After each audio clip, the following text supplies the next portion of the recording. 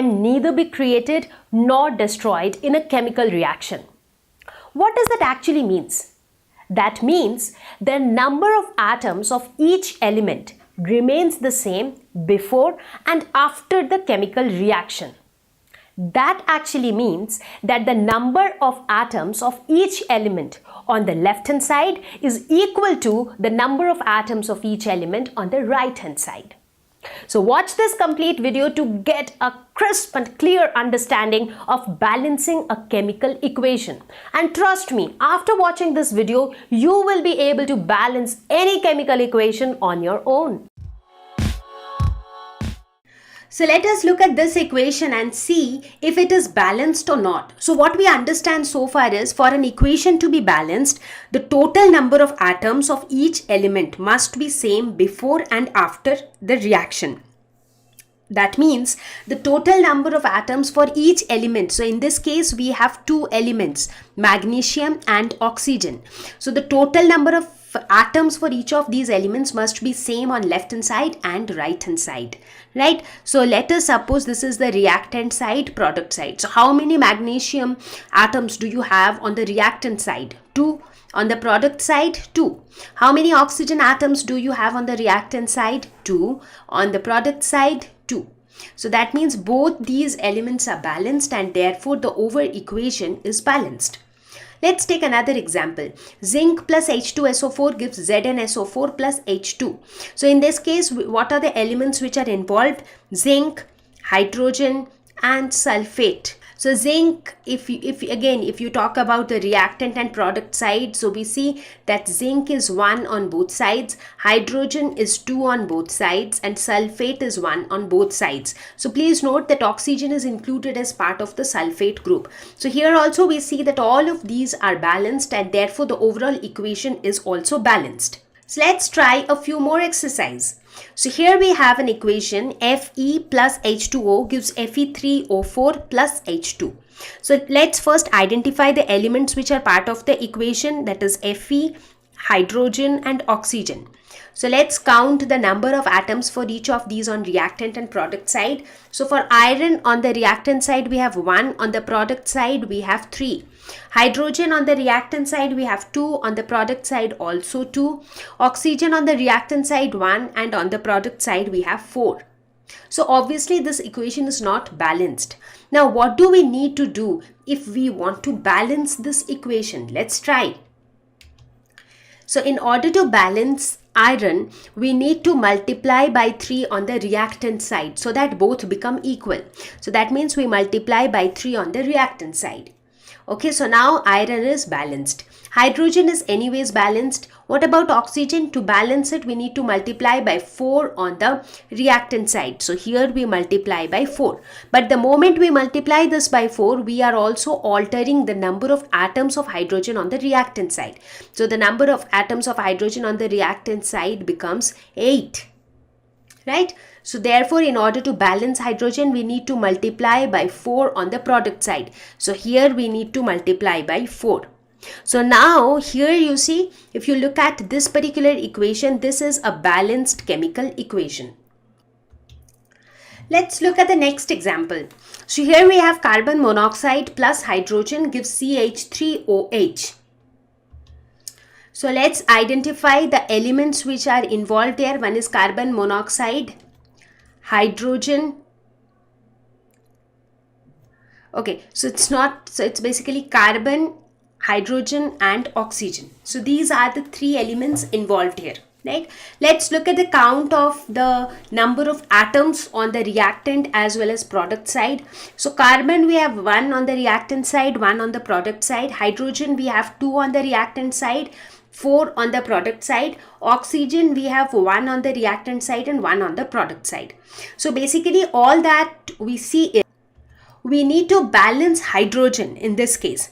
So basically we need to multiply by 2 on the reactant side to balance hydrogen on both sides. So therefore we multiply this by 2 and now the equation that we get is a balanced chemical equation.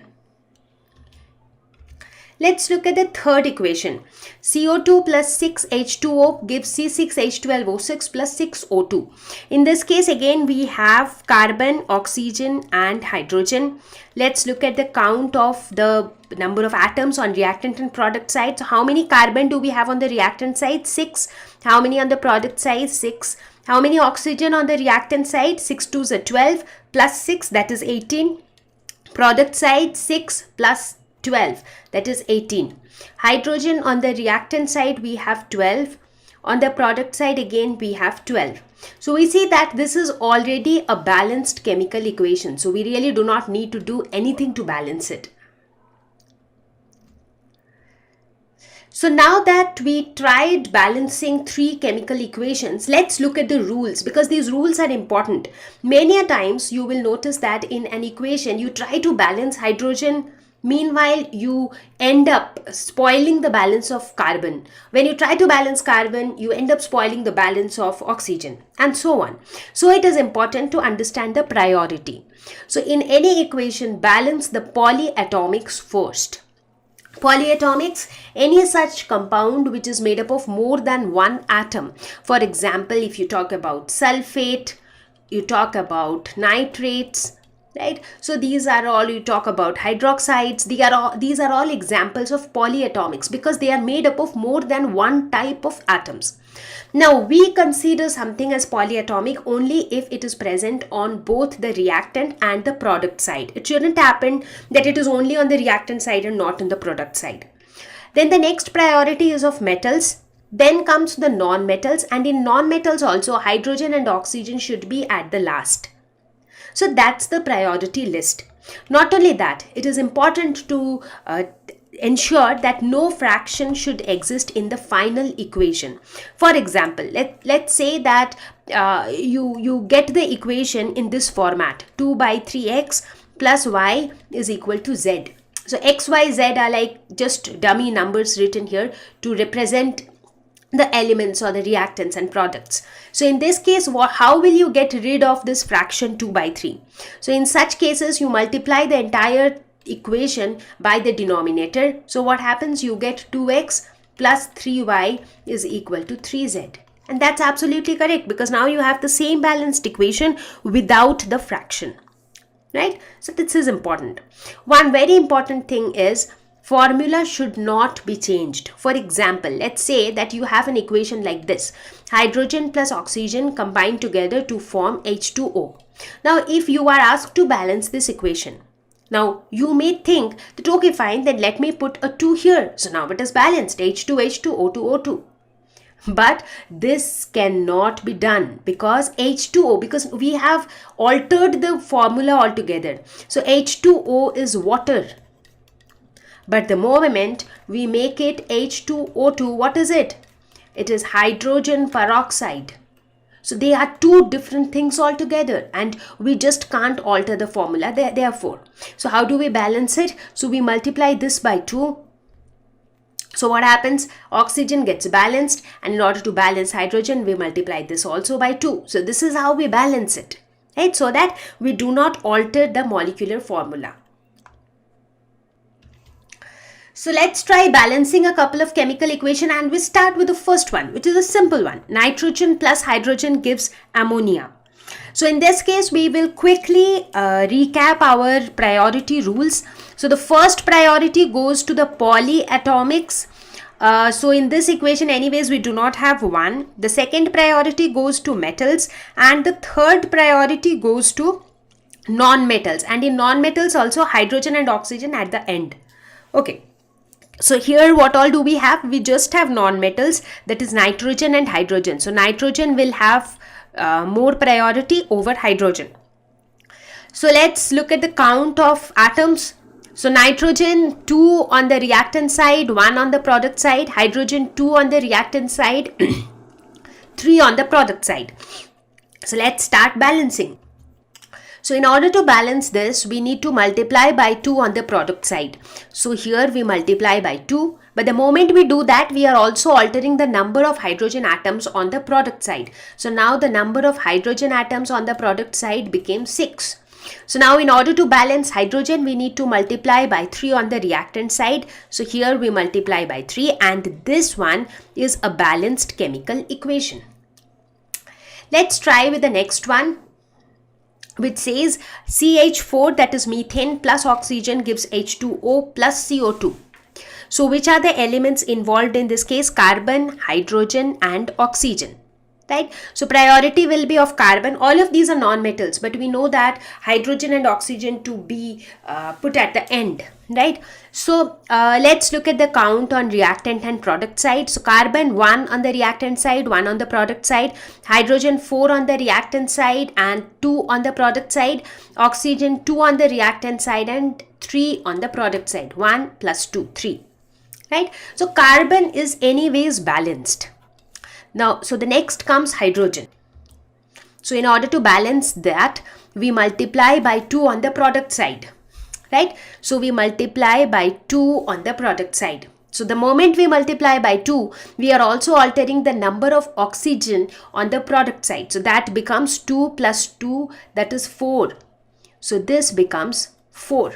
So now in order to balance oxygen, you need to multiply by 2 on the reactant side. So here we multiply by 2. So now this is a balanced chemical equation. Let's look at the next one. C4H10 plus O2 gives CO2 plus H2O. So in this case also, the elements involved are carbon, hydrogen and oxygen. So let's look at the count of atoms. So carbon, we have 4 on the reactant side and 1 on the product side. Hydrogen, we have 10 on the reactant side and 2 on the product side. Oxygen, we have 2 on the reactant side and 3 on the product side. So let's start with carbon. So in order to balance carbon, we need to multiply by 4 on the product side. So here it becomes 4. But the moment we do that, we are also altering the number of oxygen atoms on the product side. That becomes 8 plus 1, that is 9. So this becomes 9. Okay. So now let's try to balance hydrogen. So in order to balance hydrogen, we need to multiply by 5 on the product side. So that means we need to multiply by 5 here. So as a result, what happens again? The count of the oxygen atoms on the product side is altered. So now oxygen atom is 5 plus 8, that is 13. So this becomes 13. So now let's try to balance oxygen. So in order to balance oxygen, we need to multiply this by 13 by 2. So that 2 and 2 gets cancelled and this also becomes 13. Right? So here we multiply it by 13 by 2. Now, as such, the equation is balanced now. But the issue is that the final equation that we have arrived at has a fraction. And we do not want a fraction in a balanced chemical equation, right? So how do we get rid of the fraction? By multiplying the entire equation by the denominator. So when we do that, we get 2C4H10 plus 13O2 gives 8CO2 plus 10H2O. So this one is a balanced chemical equation. Let's look at the next equation. AgNO3 plus MgCl2 gives AgCl plus MgNO3 whole 2. Now this is going to be a little interesting because we have a polyatomic here.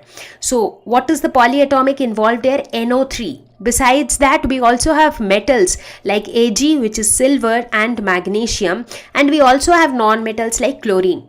So topmost priority is polyatomics, then comes the metals, and then comes the non-metals. Right. So let's look at their count on reactant and product side. So NO3 is 1 on the reactant side, 2 on the product side. Ag is 1 on the reactant side, 1 on the product side. Mg is 1 on the reactant side, 1 on the product. Chlorine is 2 on the reactant side and 1 on the product side. So let's try to balance. So in order to balance the polyatomic, that is nitrate, we need to multiply by 2 on the reactant side. So this we multiply by 2. As we do that, the number of atoms of silver also changes on the reactant side. It becomes 2. Now let's try to balance Ag.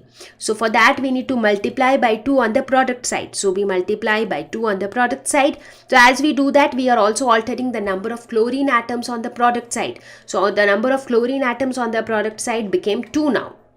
right? So now we see that chlorine is balanced, magnesium was anyways balanced. So this is a balanced chemical equation. Look at the next one. H2SO4 plus KOH gives K2SO4 plus H2O. So in this case, what are the elements which are involved? So we have a polyatomic here, that is SO4 sulfate. Besides that, we have potassium, hydrogen, oxygen.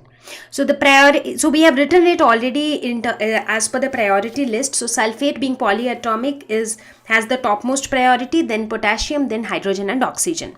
So let's look at the count of the atoms. So sulfate is 1 on the reactant side and 1 on the product side. Potassium is 1 on the reactant side and 2 on the product side. Hydrogen is 2, not 2 but 3 on the reactant side and 2 on the product side, and oxygen is 1 on the reactant side and 1 on the product side.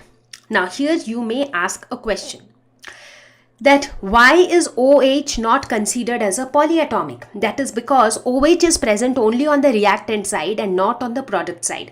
So only when a polyatomic is present both on the reactant and the product side, just like sulfate here, only then it is considered as a polyatomic. Otherwise, it is not counted as a polyatomic.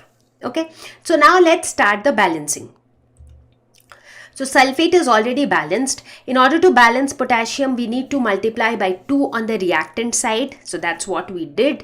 Now, as we did that, so the number of oxygen atoms and hydrogen atoms on the reactant side gets altered. So the hydrogen atom now becomes 2 plus 2, that is 4. So this becomes 4 and oxygen atom becomes 2. So now let's balance hydrogen. In order to balance hydrogen, we multiply by 2 on the product side. So this is where we multiply 2. As we do that, the number of oxygen atoms on the product gets altered and it becomes 2. So oxygen gets balanced. So therefore, this is a balanced chemical equation.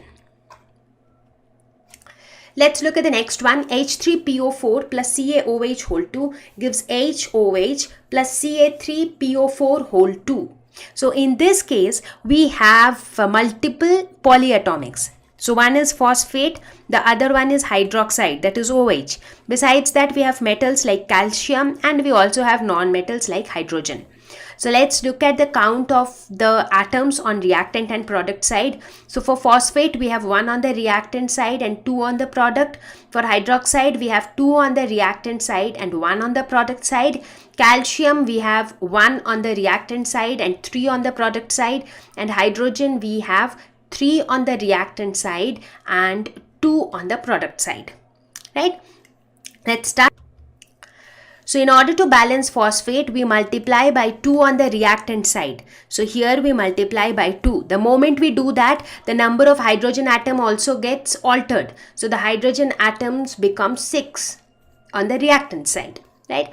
Now let's move on to hydroxide. So in order to balance this, we need to multiply by 2 on the product side. So here we multiply by 2.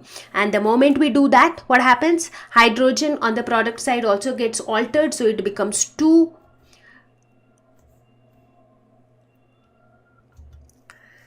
So there was a little error here. So earlier this was 1. So now it has changed to 2. Right? So in fact, when you do this yourself, you will be able to do it correctly. So earlier, so this was just by mistake. I wrote 2, but initially it was 1, but now it became 2. Okay. So now let's move on to calcium. So in order to balance calcium, we need to multiply on the reactant side by 3. So that means we multiply by 3 here. But an important catch here is that as we try to balance calcium, we destroy the balance of hydroxide. Because the moment we multiply by 3, the number of OH on the reactant side becomes 6. So that means this changes to 6. So if we really want to balance this, we further need to multiply the product by 3. That means here we further need to multiply it by 3. Now when we further multiply it by 3, what happens to the number of hydrogen atoms? That also gets multiplied by 3. So total number of hydrogen atoms on the product side becomes 6. Right? So as a result, the hydrogen atom gets balanced. So this is a balanced equation. So if you write the balanced equation, it will be somewhat like this. 2H3PO4 plus 3CaOH whole 2 gives 6HOH plus Ca3PO4 whole 2. So this one is a balanced chemical equation. Let's look at the next one. Now this is a different pattern altogether. So here, instead of an equation, you will be given a reaction which is not written in the form of like the symbols. It's written in words like hydrogen plus chlorine forms hydrogen chloride. So we need to write a balanced equation for this. So hydrogen is H2, chlorine is Cl2, and this gives hydrogen chloride, that is HCl. So if we have to balance this, now will you be able to balance it? So I'm sure you'll be able to do it on your own, but still let's do it once. So chlorine will have more priority over hydrogen, and then the number of atoms of, so reactant side, product side, so number of chlorine atoms on the reactant side is 2, product is 1, hydrogen also 2, 1. So in order to balance this, we need to multiply 2 on the product side. So basically here, if you multiply by 2, you get a balanced chemical equation. Let's try the next one.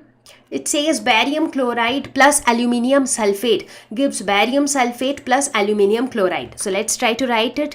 Barium chloride is BaCl2 plus aluminium sulfate is Al2SO4 whole 3.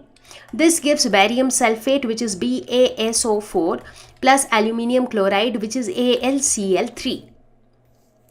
Now, what are the elements, or what are the species which are part of these equations? Now is what we are trying to do is balance.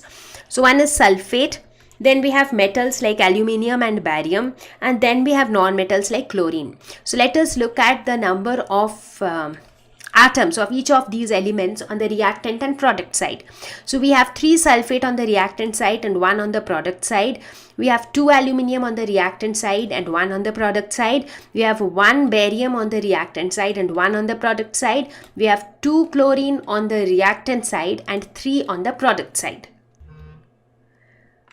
So let's start balancing.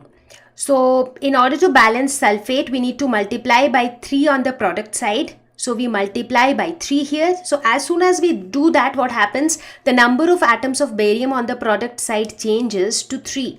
So this becomes 3. Okay, now let's move on to aluminium. So in order to balance aluminium, we need to multiply by 2 on the product side. So we multiply by 2 here. So as soon as we do that, we are again altering the number of chlorine atoms on the product side. So that becomes 6. So this becomes 6. Now let's try to balance barium. So in order to balance it, we need to multiply by 3 on the reactant side. So here we multiply by 3. Again, when we do that, the chlorine atom count also changes. So on the reactant side, the chlorine atoms become 6. So chlorine atom gets automatically balanced. So this is a balanced chemical equation. Let's move on to the next one. Calcium hydroxide plus carbon dioxide gives calcium carbonate plus water. So this can be written as calcium hydroxide, that is CaOH whole 2, plus carbon dioxide CO2 gives calcium carbonate, that is CaCO3, plus water, that is H2O. Right? So which are the elements which are part of it? One is calcium, the other one is carbon, hydrogen, oxygen. Why not hydroxide? Because it is not there on the product side. So now let's look at the count of atoms. So calcium, we have 1 on the reactant side, 1 on the product side. Carbon, 1 on the reactant side, 1 on the product side. Hydrogen, we have 2 on the reactant side and 2 on the product side. And oxygen, we have 4 on the reactant side and 4 on the product side. So 2 plus 2, and this side 3 plus 1. So you see it is already balanced. So therefore this equation doesn't need any further balancing because it is already a balanced equation. Let's move ahead with the next one. Write a balanced chemical equation with state symbols for the following reactions. So now we have one added work. So here not only we have to write a balanced chemical equation, we also need to mention the state symbols, like whether it is solid, liquid, gas or aqueous solution. right? So let's look at this one. Sodium hydroxide solution. So sodium hydroxide solution in water, that means it is aqueous, reacts with hydrochloric acid solution in water, so this is also aqueous, to produce sodium chloride solution, that is NaCl, again solution, so it is aqueous, plus water. So water is obviously liquid. So we have mentioned the state symbols, and now all that we need to do is we need to balance it. So if you look at the balancing, sodium is already balanced, oxygen is 1 on this side, is 1 on this side, so oxygen is also balanced. Hydrogen is 2 on this side and 2 on this side, so hydrogen is also balanced. Chlorine 1 1, so chlorine is also balanced. So this one is a balanced chemical equation with state symbols. Let's look at the next one. It says solutions of barium chloride, that is BaCl2. It is a solution, so it will be aqueous, and sodium sulfate in water. So sodium sulfate is Na2SO4. Now this is also solution, right? So this is aqueous. Gives insoluble barium sulfate. Insoluble, that means it is not soluble. So it is not solution, so it is a solid. So this would be solid, plus solution of sodium chloride, that is NaCl, aqueous.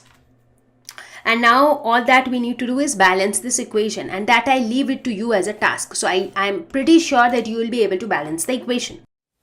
Now that you have learned all the tricks of balancing a chemical equation, here is a quick question for you. Try this out. KClO3 plus KCl gives KCl plus O2. Please try to balance this equation and put your answers in the comment section.